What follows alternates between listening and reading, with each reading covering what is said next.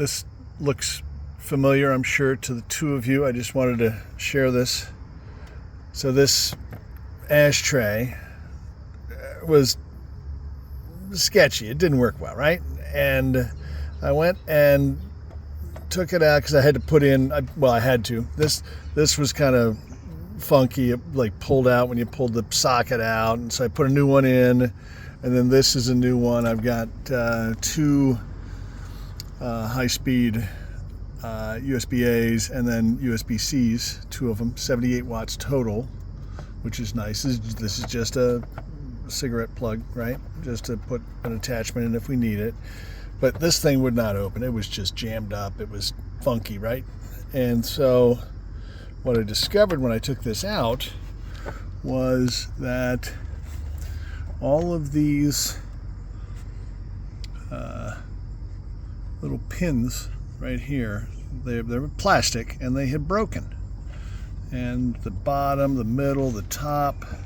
So what I did was I fabricated two pieces of 16th inch aluminum, drilled holes in them, and then you see this gray, I'll call it a compound.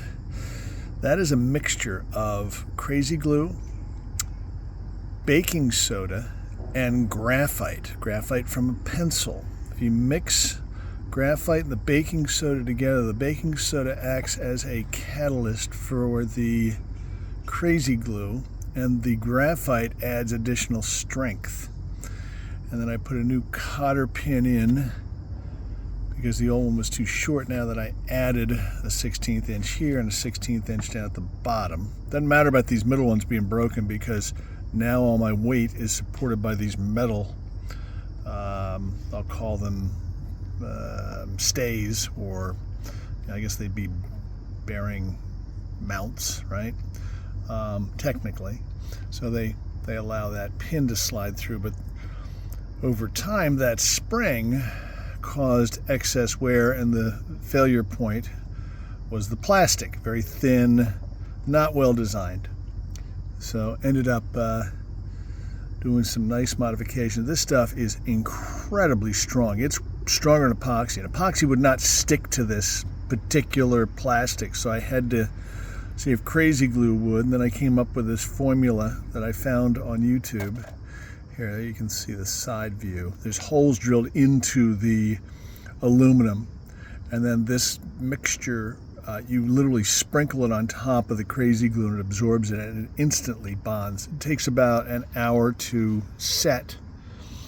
You can see it here up top as well. Let's see if I can get a better shot above. There we go. But those are the only two spots I needed to kind of tidy up. And now check this out. Very cool. You ready? Yeah, it works. Look at that, huh? Just push in, locks, and then push, and it comes out real nice.